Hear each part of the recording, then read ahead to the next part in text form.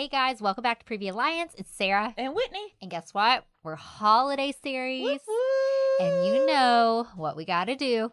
Hey Whitney. Hey, hey. So we got some great questions. And the first one is, hey Whitney, I dread the holidays. I find myself exhausted and overwhelmed. Mm-hmm. How can I rest and enjoy this when I'm the only one here making things happen? So let me just say, I really feel this in my soul. Yeah. Like, this is going to make me sound like a Grinch, and that's okay. It is what it is. I've never really loved Christmas since I was a teenager. Yeah. It's very overwhelming. It's very demanding. So to this mama, I see you, I hear you, I feel you. So one thing that I would encourage you to do, is there anything you can delegate? Yeah. Outsource. Can you order food instead of having to make everything from scratch? Pick it up. Yes. They bring it to your car half the time. I was about to say, whether that means that you order from like Ashley Mack's, a place here in Alabama that does like the homemade casseroles, or like my husband's side of the family for Christmas Eve, they order pizza.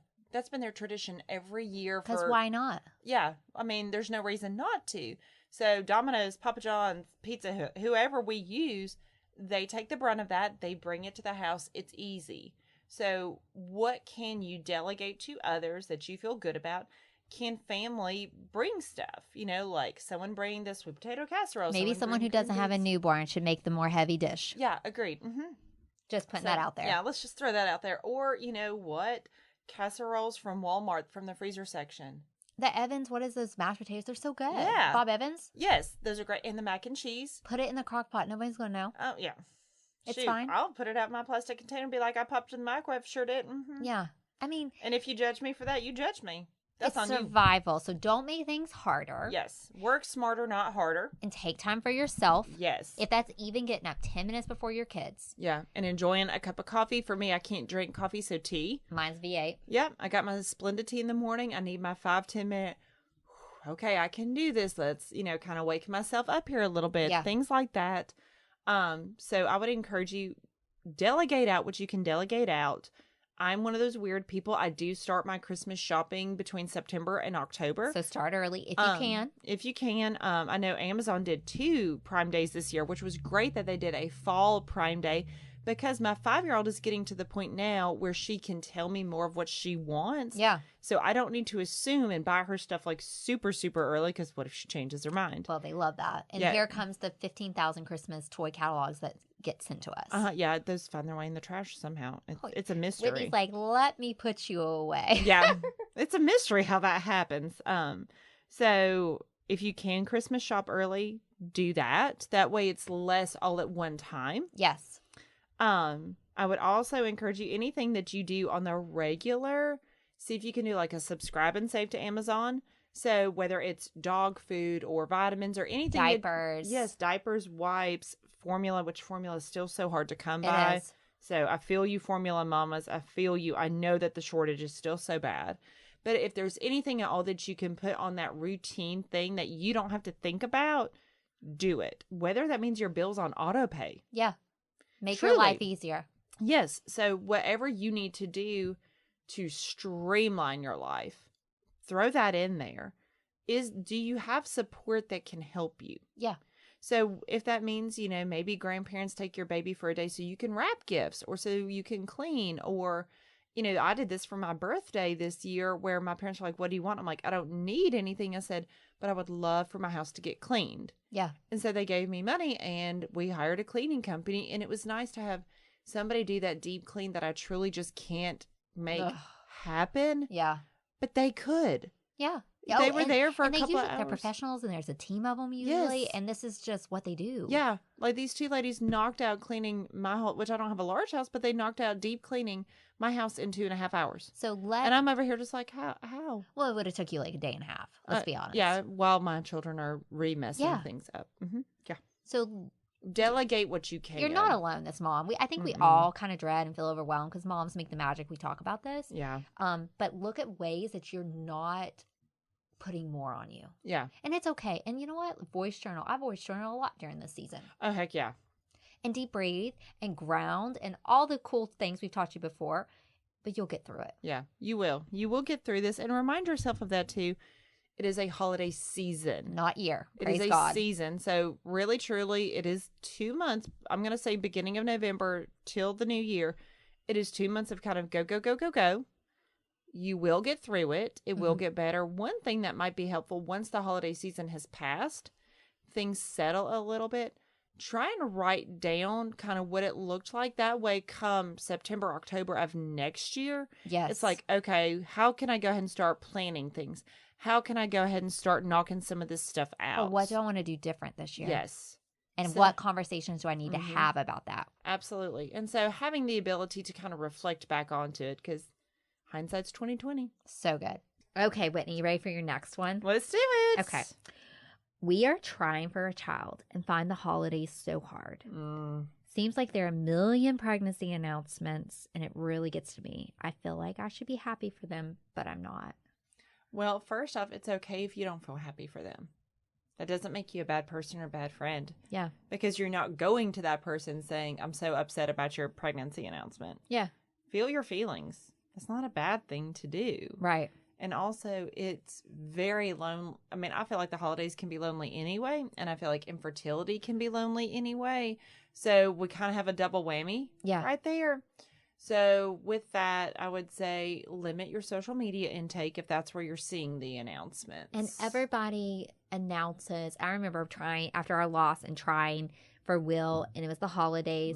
And I remember I don't blame them. I would have loved to do it too. Yeah. Had the cute, like, I'm expecting in front of the Christmas tree. More the merrier. Yes. And it's like, or even New Year's. People love to pop that out. New Year's, like something's coming in 2023. Yeah. And I was exact. I felt this mom so much when she put this in because it's like, that is so hard. It is. But I think limiting social media is a huge. It's a big one. I think talking to a safe person. Yes. Or voice journaling if you're like, because that can be stressful on your partner because like they're hurting too, or they don't get it the way we do sometimes. It's just different.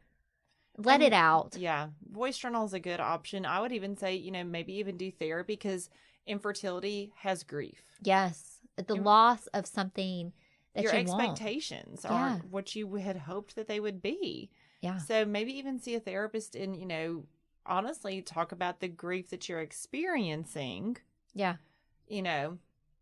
Because it is a loss. And coping. Yeah.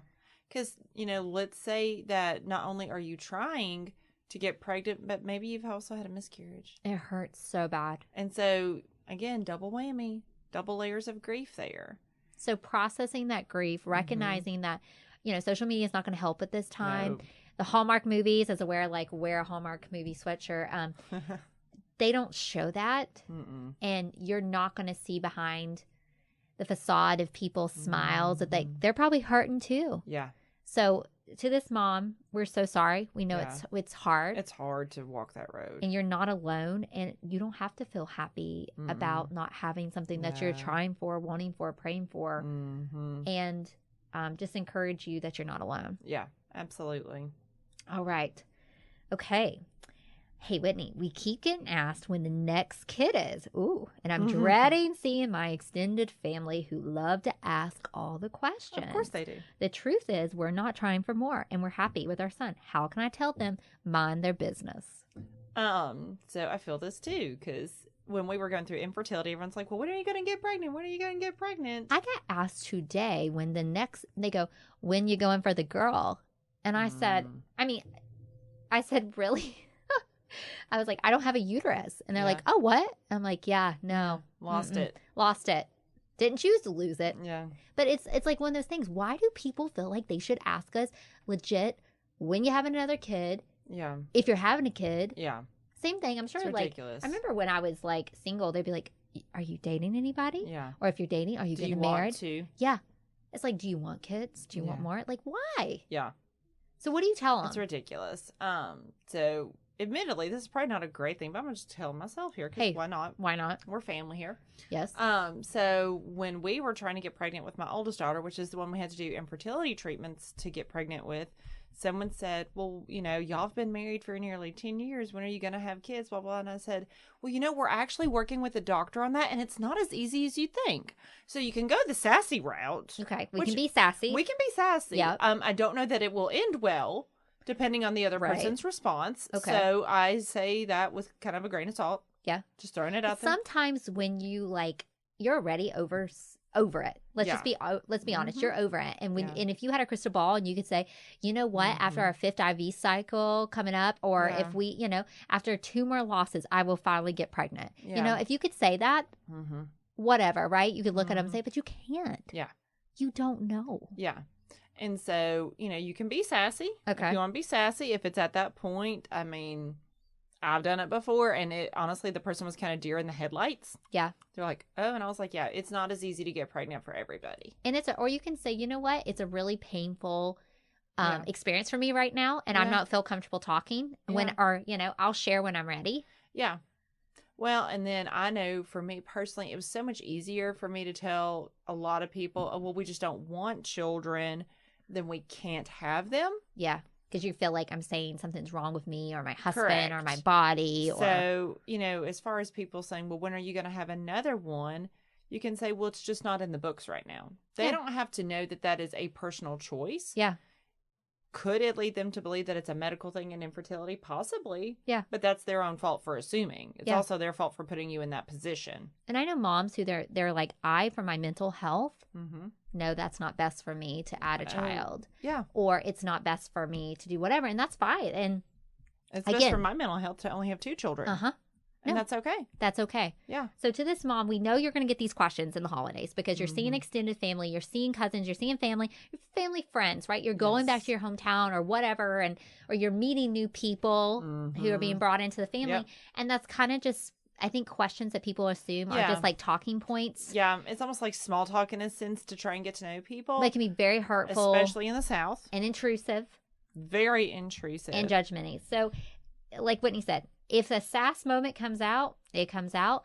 I'm not going to tell you're doing wrong if it happens. Whitney's not going to shame nobody on that one. And especially if Aunt Brenda comes to play. But Brenda. Aunt Brenda. I would just tell, it's happened to all of us, unfortunately. Yeah. And whichever way, I think it's kind of situational how you handle it. But, if you want to speak your truth, speak your truth. If you want to distract and ask them about them, people love talking about themselves. Well, but also, let's kind of piggyback off of that for just a minute here. Let's just say, it's someone who has good intentions. It's not Aunt Brenda, okay? Right. So let's just say it's maybe a cousin or somebody that you know, but you're not like super close. And they're not in your day-to-day. You haven't shared what's going on. And I mean, they're really just trying to have a conversation with you, not being nosy, but having a conversation. And they say, oh, well, when do you guys think you're going to have kids? Or when are you going to have another kid? That's when you just say, that's just super personal. Yeah. I would really appreciate not talking about that right now. Yeah. Or again, if we're going to go the sassy route, if it is Aunt Brenda, then you say, well, what are you doing with your uterus, Aunt Brenda? When are you going to have another child? Yeah. Oh, you're 72 and that can't happen. Oh, okay then. Yeah. What a shame. And here's the holiday Sorry, aspect. I get sassy about this. Well, because it's personal and we've struggled and we know what it feels like to be asked when you're struggling or where you're in the trenches. I mean, I remember bringing baby James home from the hospital and someone stopped me and asked me when the next one is. I had that child a day ago. Yeah, I had a very similar situation when my oldest, Sydney, was born. Now, this was pre-COVID. Yeah. So you had all the visitors coming in. Now, mind you, she is also the one that we went through a year of infertility treatments to get pregnant with, okay? And at that point, we had told everybody. Like, at that point, I had felt comfortable being more open with our infertility stuff. So it was not unknown, especially to family. Yeah. And my husband's aunt was there. And mind you, I'm like, I don't know, 4 hours postpartum? Yeah. Like, I had just gotten into my postpartum room. And so she goes, well, when are you going to have another one? And I said, well, it's really not possible for me to have another child right now, seeing as I just birthed that one a couple of hours ago. Yeah. So how about we just enjoy the one that we have? Yeah. Or we're loving our time with our son right now. Yeah. And, let me tell you what he's loving right now. Yeah. Just whatever. Just push it. Yeah. I just hate this even has to be like a question for moms, but I know it's going to happen. I hate it. But moms, we're here. We're getting asked these questions too, and it's and not. We've walked that road. It's not easy. It sucks though. Oh, I love a good mother-in-law question. Here we How go. Fun. My mother-in-law always insists that Christmas is at her house, and I want it to be at our home. I get every guilt trip under the sun. Give me some tips, Whitney. Okay, so my first question is, why do you want it at your home? Mm-hmm. Is it because maybe you've just bought your first home and you really enjoy hospitality? Like you enjoy hosting. It's almost like a gift that you've got and you really just want to do it. Like you love having that warm, open home for people to come into. Or maybe it's easier for you because you have small children. It's like, I would rather host than load my kids up in the car and drive all over Timbuktu. Yeah. So my first question is, what is the reasoning behind it? Because if we know the reason behind it, that's what we take to your mother-in-law. And what's if I don't like her? I don't want this. I don't want to go to her house. I wouldn't necessarily say that to her face because that probably won't go well. So that's when I would say, I really want the opportunity to host you guys. Okay. Reframe. So reframe it a little bit because you do want the opportunity to host. You don't have to incorporate that you dislike her or that you dislike her house or blah, blah, blah, blah, blah. I've had some clients say, well, my in-laws house is not child-proofed at all. It's not structurally safe. And most for my children. Because they've moved on past these life and they're not looking at the sharp edges. They're not looking at the breaking. Agreed. Yeah. It's just so not fun for the mom. Exactly. And so I would say reframe it, approach her and say, I really want the opportunity to host you guys. It doesn't have to be like this forever. Maybe we can alternate years. Okay. Throw that out there. See if there's a compromise that can be had. Do you think that you're seeing in general that if it's the partner's side family that's having the issue, the partner should make those discussions with the family more so than... It can. Okay. Absolutely. If you feel like that is a better way to approach it, if you feel like the family will be more receptive to it. Okay. Absolutely. And then what about, and I think it's important, and you've told me this before in different things, just you and your partner getting on the same page first. And then what if they commit, but without asking you? Oh, that's a hard one. Because that's come up between me and my husband. And it was never like he was like doing it behind my back or blah, blah, blah, things like that. And it's sometimes easier, I feel like, especially for husbands or partners, that they can kind of like, yeah, sure, okay, or I'll talk to Sarah about that, or we'll see if we can make that happen. Yeah. And that person on the other end's like, oh, it's happening. Oh yeah, for sure. It's a commitment at that point. So that's when you say, hey, I get that sometimes it's hard to say no to our families. You may have felt cornered, but I would really appreciate if we would talk about it first before we commit to one thing or the other. Yeah. And then probably have some other words at the end of the day. But well, and that's when you say it's a learning opportunity. Yeah. Well, and that's when you say too, just us talking about it doesn't mean it's an automatic no from me. Let's just figure it out. I just need to know, because logistically, what if I had something else in my head to be planned for that day or whatever the case is? Mm-hmm. And it's harder too, because like I feel like when if you have a newborn, you have young kids, sometimes the family, even our spouses or partners, don't understand all the logistics as moms, that we're like, yeah, but that's during nap time, or I have to bring their cup, their Lala, their diapers, their change of clothes. Everything. I have to, like, for me, this is so much harder, or this is going to have to work this way because they just sometimes don't. They may get it. They don't think about it. Yeah. Or they're not the one doing it. Mm-hmm. Okay. So you're not alone. Nope. And have those conversations now. And like we talked earlier in a past episode, boundaries and setting expectations doesn't always have to leave everybody with a great feeling. Agreed. But then guess what? You do it the first time, and I think it's going to get easier as it will. Next You'll year. build that confidence. Yeah. Rip that Band-Aid. Okay. Here we go. Hey, Whitney, my daughter was born premature. I'm having extreme anxiety over taking her to family gatherings. It's RSV, flu season, COVID. Yep. My family does not get this. Any help how to explain this to them? So first off, they most likely already know that your baby's a preemie. Okay? So that most likely means baby went to the NICU. Mm-hmm. I would assume. They're born earlier than term, which is now, 37 weeks or 36? That's actually still late preemies. Okay. They consider full term like 39 weeks now. Oh, boy. Okay. Yeah. So they've really changed the rules, so to speak, when it comes to gestation. Yeah. Now, that being said, if you have a 37-weeker, I doubt that they're going to go to NICU just because they were born at 37 weeks. Throwing that out there. If they go to NICU at 37 weeks, it's probably a weight thing or meconium, like whatever, a bunch of different things, not just the 37-week thing. So I would say, make sure if you want to bring your child, let's go with that first. If you want to bring your child to the holidays, that's when you need to say, okay, we're coming, but we need everybody to be very aware that our baby cannot be around anybody that is sick. Yeah. So I don't care if you say, oh, it's just allergies. It's just a cold. I've had it for a month. It's this. Yeah. I don't care. You don't need to be around my baby. Do not kiss my baby. I don't think anybody should be kissing babies during the But holiday season. agreed. First off, that's just my soapbox. Well, that's how my oldest one got RSV. So yeah. Literally. Because I will adults never forget that. do not know sometimes that we have the virus and transmit in that mouth. And everybody wants to kiss a baby, and I get that. And sometimes you have these aunts and grandmothers that it's just like, that's what they do. But it's like, and it's so awkward. And I'm just like, so once someone told me, it was a fellow Nikki mom who, because Will was August, she said, wear him. Mm-hmm. Put him in a wrap. Mm-hmm. Wear him. If they're small enough for that. If they're small enough. And kind of, it's going to be harder for someone to very intrusively unwrap him, take him from my chest. Yeah.